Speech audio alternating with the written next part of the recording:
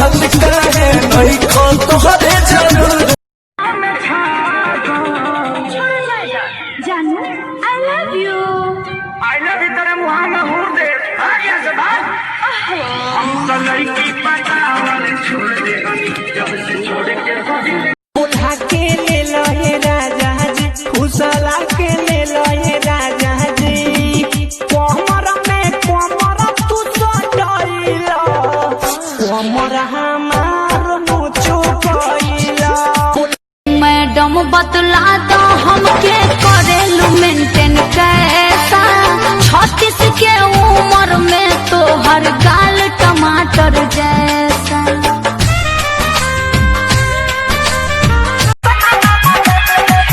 कब बताई हम अपना घरवा के लीला भाई मिलल बा मेहरी करे कटड़ के ढीला। कब बताई हम अपना हमरा बोलहु में लागे शरम कके नई हर से हाँ नई हर से कके नई हर से आई हूँ भी कम बदम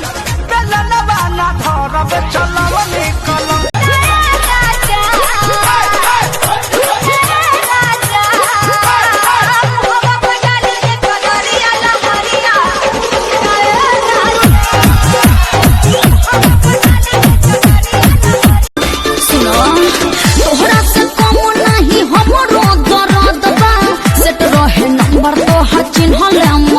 ओही खीसी हो ओही खीसी मारी दे अइलू बंगाल से तू बारू न बाचल कोई कोई जिला के बारू बबी चासल 10-20 खूब ये पमिली कमरिया जब जब हिली